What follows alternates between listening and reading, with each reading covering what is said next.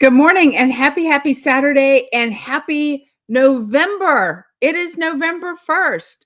Did we all survive Halloween? We had no trick-or-treaters. We live at the end of a private road with only two other houses on the road with us, and we had nothing for trick-or-treaters. But I hope you had a good time for Halloween. My name's Michelle. I'm with Olive and 2U Studios. I'm here typically every Saturday morning at 9:30 Eastern Time. And speaking of time, tonight is the night to fall back on the clocks if you're in an area that does that, I do believe. So mark that down. Mark it down. If you haven't already subscribed to the channel, I invite you to do so today. And if you would, please give us a thumbs up if you like any of the things that we're chatting about today. We've got some fun things to get to today for sure. I see some of our Yarny users here live. Welcome to you, and welcome to you if you happen to be watching later. That, again, is the beauty of YouTube. You can watch it anytime that works for you. Okay, so interesting things to talk about today, and I'm just going to give you a little bit of a heads up. I'm going to delve into some of my works in progress today, to share some of them with you, because we're going to talk about monogamy today. Is monogamy overrated? I just want to know. I have to tell you something funny. This morning, I was talking to Jim, my husband, and I said, so this is the title of my podcast today, is monogamy overrated? He was making a cup of tea and he was like, oh? He turned and looked at me. He goes, what exactly are you talking about? Talking about knitting, crocheting, spinning, weaving, sewing, all the crafts. So I think his blood pressure went down just a little bit and he settled down a little. He's like, what are you talking about? So I really started thinking the last few days about monogamy, mostly because I have been in a mad dash to do all of the things lately. I mentioned last week on the podcast that my knitting mojo had sort of waned for several months this past year. And I was feeling a bit, how shall we say, discouraged by that, because I would see things that I wanted to make and I would get excited about seeing things that I could make. And then I just didn't have the impetus to actually pick up the things and make the things. In fact, Jennifer, my good friend, since we were 4, who was here for a week this past week, as you know, she and I were talking about that. And she said, but don't you find that when you're not stitching, you're still collecting patterns? And I was like, yeah, heck yeah, I'm collecting patterns. I'm buying them even on Ravelry, putting them into my library. I've even been setting them up on Apple Books because that's one of the ways that I like to store my PDF patterns, because they're easy for me to find in that library. And I was like, what is that? So apparently, and we've said it all the time, stitching is sort of one hobby, and then collecting all the crafty things is another hobby. And we say that kind of tongue in cheek, but we're not wrong when we say that. And so I found myself sort of contemplating all of the projects that I have. And I wanted to share with you today my thoughts about monogamy and crafting. And I was hoping to get your thoughts about monogamy and crafting as well. So comment down below if you're watching later, comment in the chat now if you're watching live. I love it. So Martha says, when my mojo sags, I feel I am resetting for a new energy for my knitting. Yes, I completely agree with that. She also says monogamy is definitely overrated for knitting. I need to have social knitting, complex knitting, small and large projects underway. All of that is completely true. And going back to what you said about your sort of resetting for future projects, I think that's completely true. Another conversation that I had in just a couple weeks ago was about how in life there seems to be a season for everything. In fact, when it comes to crafting, that's one of those things that I'm really aware of. I love to collect all the crafty things, and there are things that I want to do. We talked about this a little bit last week about aspirational clutter. And there are things that I have wanted to do. And so I've bought the tools, or I've bought the supplies, I've bought the fabric, I've bought the yarn, and then it sort of sits in a box somewhere in the studio, in all of this behind me, in front of me, in all the cubbies. And I don't really do it for a while. And then, like years later, sometimes, no kidding, this is completely true. Years later, I find it, I go back to it, and then I'm like a house of fire doing that particular craft or that particular project. So, aspirational clutter that we talked about last week is not always a bad thing. We just have to be mindful about the things that we're keeping and whether or not that season is going to come back around for them. So I'm going to talk a little bit about that today. Of course, before we get into that, I want to talk about our October, yes, October. I know we're in November, but our October 2025 Cancer Awareness Series colorways that have hit the shop. No Time to Breast, October is a big, big month because it is about breast cancer largely. No Time to Breast. I love how Sherry and Terry play on these names. Wordplay is a lot of fun. Is this beautiful tonal pink, of course, patterned after the ribbon for breast cancer from the American Cancer Society. And it is a beautiful, beautiful pink. Again, the color is, the light is what it is. But look at that tonality. This is more than just a tonal solid. This is almost more like a tonal variegated colorway. And it is stunning. It is absolutely beautiful. And while we're at it, I want to mention that it goes perfectly with our new colorway in the shop that debuted last week, which is Homecoming Queen. Look at those two together. If you're a pink lover, or you know somebody who is, or you've got a child, a grandchild, a good friend who loves pink, these are your colors for a holiday project for them. A Christmas project, a Hanukkah project, whatever you celebrate, there's your colors, there's your pair. Homecoming Queen here, and then No Time to Breast here. I love those colorways together so much. Also, what Sherry and Terry have done for us this month is liver cancer is another cancer that's highlighted in the month of October. So Liver and Let Live, I believe, is the name of the green colorway. The mini that goes along for this month as well is in the shop on your choice of Alcott or Hawthorne. So that's a fingering weight mini or a DK weight mini. And then also we have Save the TaTas, which is one of those slogans that we see all over during Breast Cancer Month. And that is another gorgeous pink colorway. So they are all in the shop right now. I know a lot of those have already gone off the shelves this morning and yesterday when they appeared in the shop. Really big month this month specifically. And so you want to go ahead and grab those super quickly. You want to make sure and not miss out on those. I don't have the minis here to show you today, but they are in your newsletter today. And the links are all right there. Of course, you can always go on our website and click the little magnifying glass and search for cancer colorways. Now, also, I wanted to mention down below are the links to many of our other cancer colorways that have been stocked January through now. Some of those we have a few hanks left over. Some have sold out, but some we do have some hanks left over. Some of the minis, some of the full size hanks, especially that beautiful colorful one that I think might be first in the shop down below here on YouTube. If you need to go back and grab some of those hanks to sort of fill in your collection as we move forward and get ready for the Recipe for Hope from Nancy Victorino, the pattern recipe that she has created for the cancer colorways with memorial opportunities through it. Now is a great time to go back and go ahead and stock up on those colorways right now. Get those into your stash so that when that Recipe for Hope is released, you've got the colorways that you need in order to make that meaningful and fill that in for you in your project. Speaking of projects, right? Speaking of projects. Okay.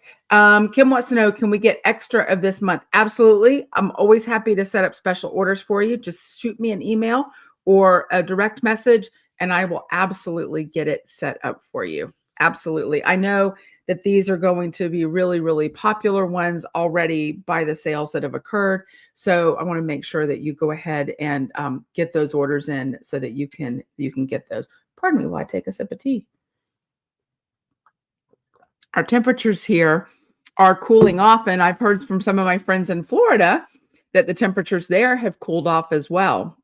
So I think that the country as a whole is sort of sliding into fall.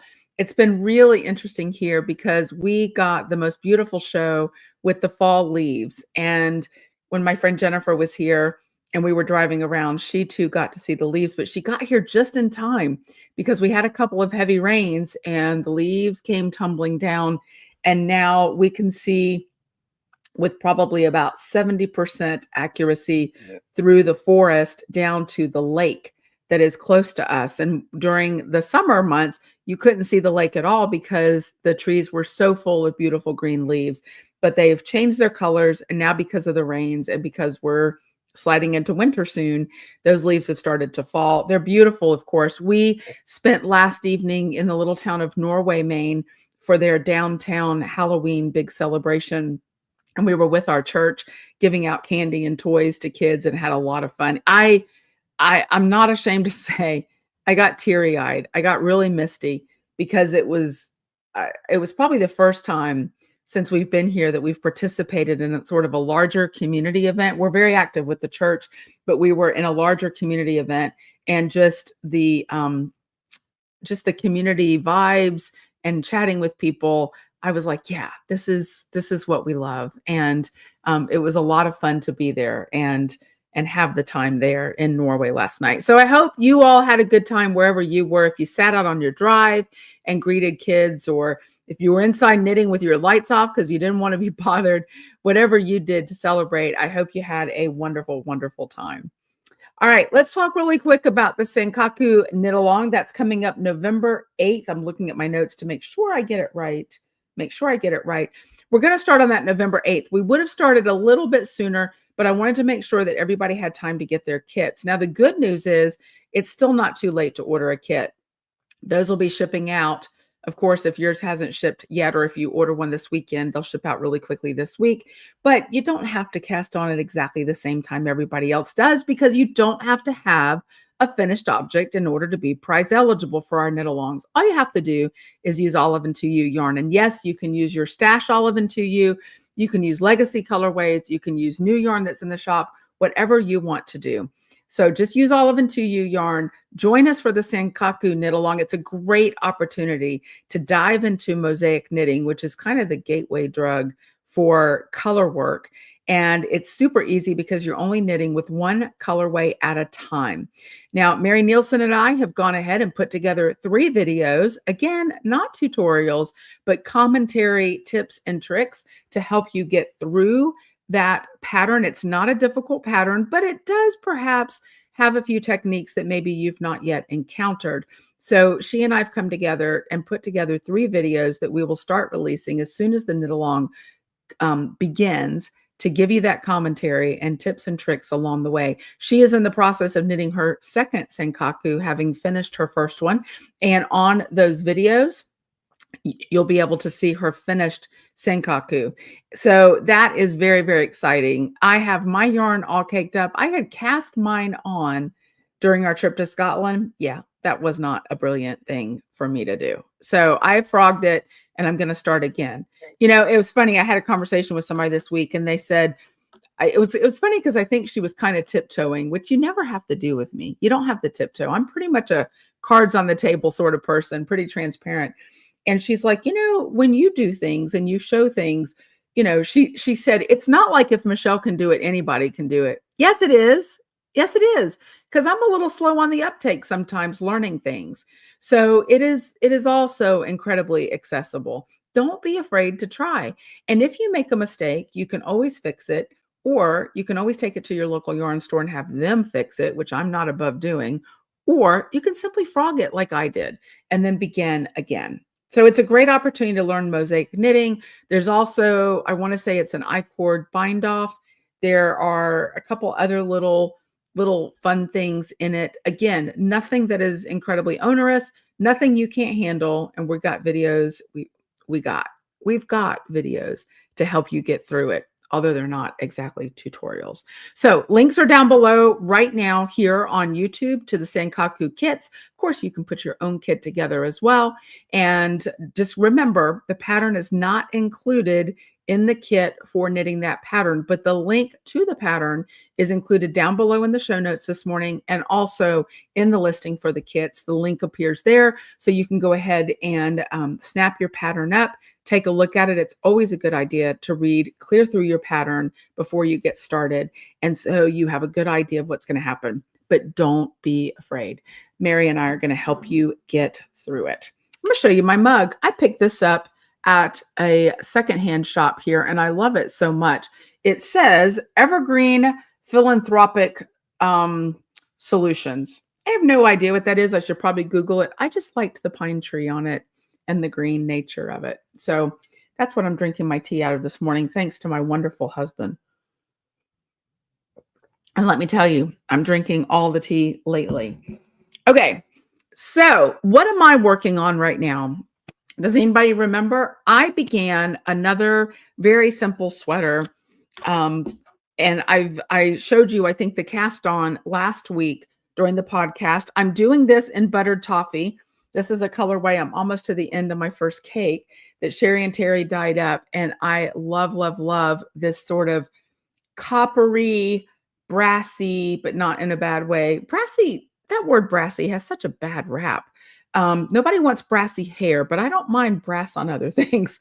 But this sort of coppery, beautiful colorway, buttered toffee that is just absolutely delicious. And that's what I am making my second one, or another one in, I should say. So I'm just a few rows. I'm not very far from the sleeve separation. It's hard to tell because I've, me with those short cables, I like having everything on a short cable because let's all say it together. You've heard it from me 1,000 times.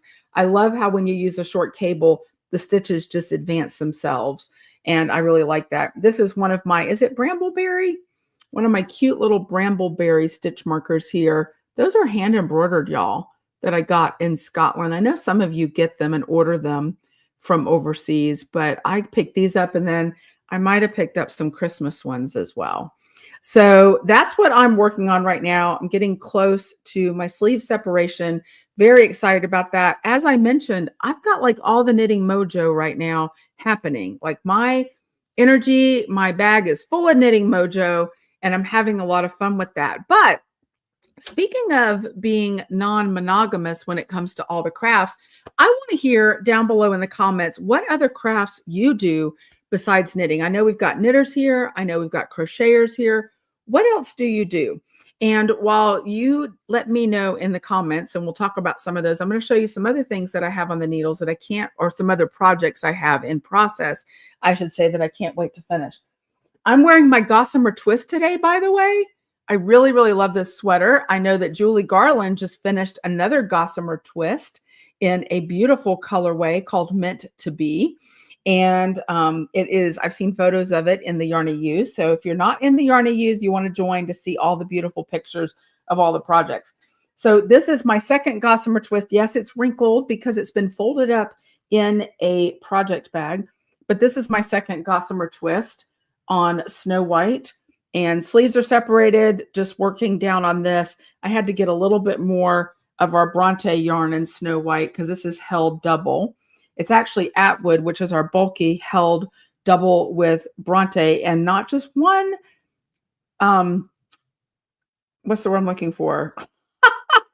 Not just one thread of Bronte, but two. So 3 strands is what I'm holding for this.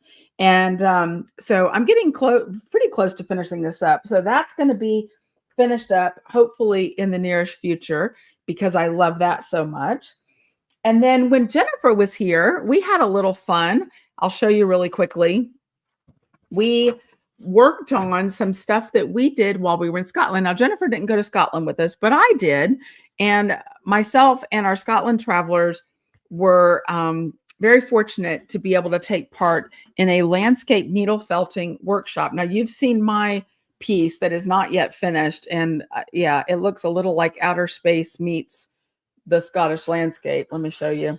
My son didn't come out right. So this isn't finished yet, but that was the one that I worked on and I still need to finish. You can kind of see some mountains and a sunset and that kind of thing. So there's that. Oh, Julie, that's right. Meant to be as a yoon. Forgive me, I forgot. You're right. And then Jennifer and I did some landscape needle felting too. This is again not finished. And if you're not very well versed in Maine, you won't really recognize what this is. Even if you are, you might not recognize it because an artist I am not. But this is my other one that I'm working on. So this here spells love, L-U-V, and Pleasant Mountain is a very well-known mountain here in Bridgeton. And back in the 30s, I believe it was, the townspeople got together and cut out snowmobile trails that spelled love. And so I was trying to sort of recreate that. I didn't do the grandest job, and it's not done yet. But again, I love this. This is a lot of fun to do. It's another sort of crafty thing that I enjoy to do, and I plan to do more of that.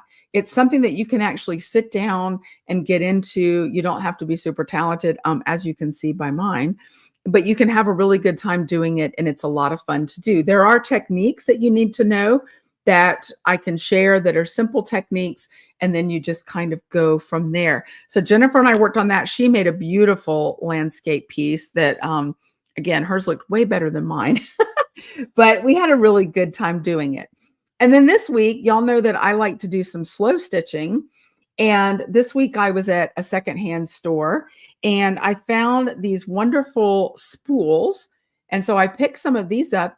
These are great for slow stitching scrolls or rolls. So you have like a long piece of muslin that you are stitching on, and then you wrap it up. And sometimes it tells a story and sometimes it doesn't. Sometimes it has a theme and sometimes it doesn't. Mary Nielsen has some of these that are beautiful. You roll it up along the spool, and then you can unroll it to tell the story or to look at it or to share it, and then roll it back up. So I picked up one of these spool. Actually, did I get more than one? I meant to get more than one. I'll have to go back. I think I just picked up one and grabbed some more. I was in a hurry the day that I was in there. So this is for my slow stitching.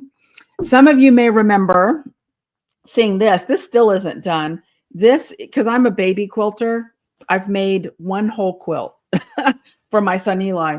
But a couple years ago, this is a whip. A couple years ago, I pieced this pumpkin table runner, and it was my first real piecing project, you might say. And it's not done. It still needs to be quilted. I started trying to quilt it free motion, which I think I sort of could do, but my machine started having issues. And so I don't know what was happening. The quilt sandwich is made, as you can see, the backing is on it. The quilt sandwich is made, but it's not fully quilted yet. And I'd really like to get that done and bound off. I think it would be a lot of fun. And it's only been, I don't know, 3 fall seasons, 3 Halloweens that I've been looking at this in my studio going, wow, I'd really like to have that done, but it's not done. But you know, there's a season for it all. So that's kind of, those are sort of some of the things that I have in process now, except I'm getting ready to get 2 more things in process. I bet you can guess what one of them is. So I do plan to do the Sankaku. Very excited about that. And I have had this yarn, some of y'all are going to laugh when you see it. I have had this yarn staring me in the face for a whole year now. A whole year. This is Sea Glass, and this is Sea Glass on Bronte. And I have had this for a whole year. I love these colors, and I've been dying to cast something on. This was yarn that was dyed specifically for me to knit up the Wednesday sweater by Petite Knit. It's a turtleneck. I'm like all about turtlenecks the last couple of years. It's a turtleneck. It's called the Wednesday sweater. And that was right about the time that my knitting mojo was like, see ya. So it's been sitting over there. And I know some of you have asked me, are you going to like ever cast that on? And I kept saying, yes, I love that sweater. I will get to it. And I do love the Wednesday sweater, but there's a whole lot of stuff wrapped up in that sweater. And so I have decided to repurpose this yarn I think, for another project, and I'm going to show you what it is. So this is my favorite thing. It's sweater number 9. It's very similar to the Wednesday sweater with some significant differences, namely the construction on this is a lot easier. It's a lot easier. It's top down, seamless, very, very, very simple. The Wednesday sweater, there's a lot of like work on this shoulder, work on that shoulder. Now put the shoulders together. I don't really want to do that. It's more of a modular pattern. So I think I've decided to do this pattern instead. Now it's going to be interesting because I've got a slight variance in my yarn weight for this, but I think I can make it work. So I've printed this out and I'm going to cast on sweater number 9, my favorite things, and get that done. Pam Howard, do the Monday sweater instead. Yeah, I know, right?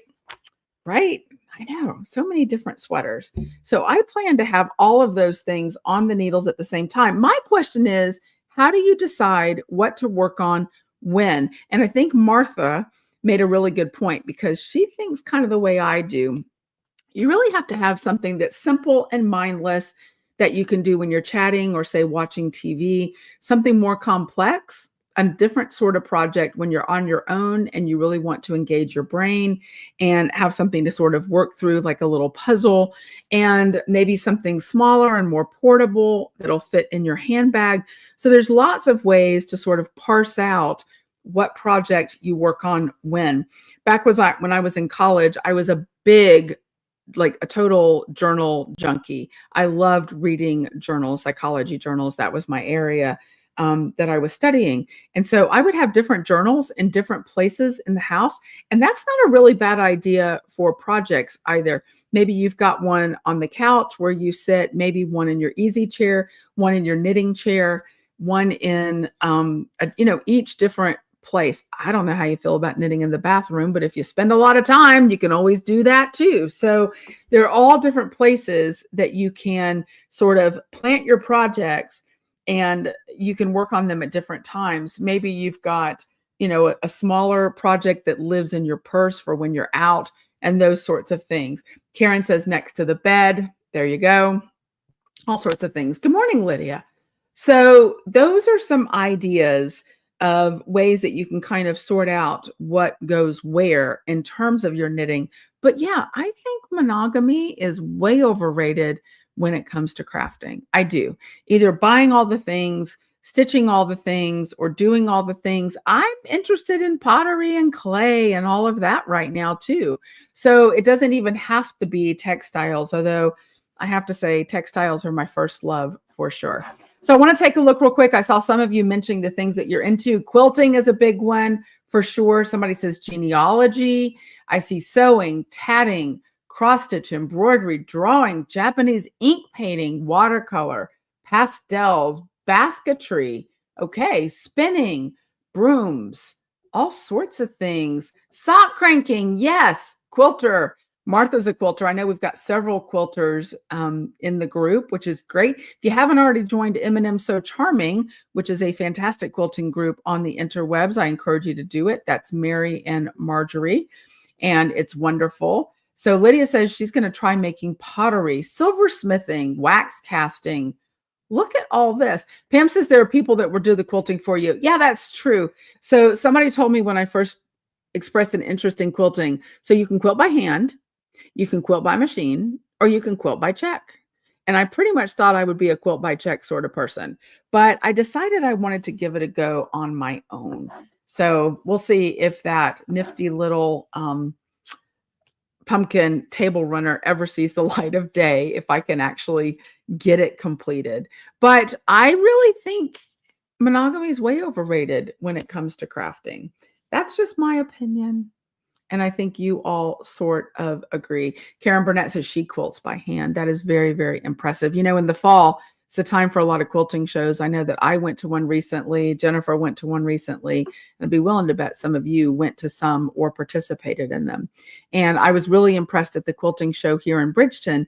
They actually had a neat little way to indicate on the quilts if they were quilted by hand as opposed to machine. They had a little like a little felt glove that they put on the quilt. And then you knew. And some of those I looked at, and they were so intricately done and so evenly done that I would have absolutely guessed that they were done by machine, but nope, they were done by hand. That is real skill, I have to say.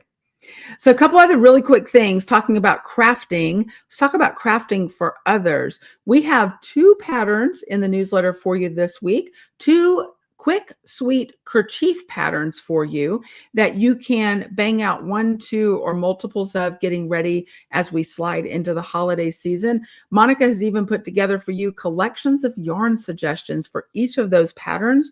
Those links are for you in the newsletter this week. And then the gift shop online has been restocked. If you love the little Coo pom-pom maker that our Scotland travelers got, there might be one in the gift shop. It might have already flown off the shelf. I'm not sure. But there are some really cute things in the gift shop. They make great gifts for yourself or for other fiber friends. When Jennifer was here, we kept saying to each other, we'd be out shopping, treat yourself. Treat yourself. So let me just say to you this morning, treat yourself. The gift shop has little gifts of a variety of price points that makes it really easy and nice to treat yourself. So don't hesitate to do that. Speaking of being treated, you know, I've mentioned this a couple of times. Many of you know that our little Cooper had to be euthanized a few weeks ago, just before we went to Scotland. And I shared with you the little memorial stones that Valera sent to us, and they're so beautiful. Well, this week we received a gift from Cooper and Sadie's sort of doggy babysitter, dog walker down in Florida, Becky, who was amazing. She kept them at our home all the traveling that we did back and forth to Scotland, and she was wonderful, and they loved her so much. And this week, what came in the mail was this. They were kind of Becky's favorites, I think. She told us she has photos of them in her own home, and she sent us this beautiful glass photo of Cooper that just really captured his little soulful eyes. This was one of the times that she was at our home in Florida, keeping he and Sadie. And yeah, it was just, this was several years ago. He had ended up a little grayer around the snout just before he passed. So this is going to go into, I think I'm going to get a shadow box made with this photo, his collar, one of the memorial stones that Valera sent us, his little paw print, and some other items. So I thought I'd share that because I thought it was really awesome. And I'm just so grateful for how people remember that fur babies are our babies, just like our regular family. Speaking of fur babies, I have got to knit Sadie a sweater. That's another thing I want to get on the needles. I've picked out a pattern, and it's in worsted weight yarn. So I'm going to rumble through my stash, or maybe get something out of the shop and make Sadie a sweater. I've also found a fleece sweater that she's going to need. It's interesting because I can tell that she's a little chilly sometimes because she'll burrow under the blankets, or she lays up against the baseboard heat register. It's not too hot. It doesn't burn her, but it is interesting that it keeps her kind of warm. So there's snow, not in our area yet, but we've seen it on the map and kind of working its way slowly this way. So we know the time is coming soon, and we want to be sure that Sadie is nice and warm. So I think a dog sweater is in my future. And my husband, as many of you know, keeps saying, how about a vest for me? That man really needs a vest, and he needs me to knit it. So I need to get on that. Kim says, my husband says, I always treat myself. Yes, my husband would concur, actually. Trust me, actually would totally concur. But treat yourself. Treat yourself to all the good things. All right. I am so grateful for you all so much, and for being here on Saturdays and then watching later. I know so many of you watch later, and that is a wonderful thing as well. Keep on in the Yarn Use, posting your progress pictures. Whatever your craft is, we want to see all the crafts. Even if you're not monogamous, we want to see all the things that you're working on in the Yarn Use. And if you haven't joined yet, there's a link down below in the show notes so you too can join one of the most supportive corners on the internet. As usual, if there's anything at all that I can help with, don't hesitate to shoot me out an email. We're going to go see the goats this afternoon, another fall favorite thing to do for me, but I will always get back to your emails. So let me know if I can help in any way. Until then, thank you so much. Keep stitching, and I will definitely see you in the Yarn to Use. Have a great afternoon, everybody. Thanks so much. Bye.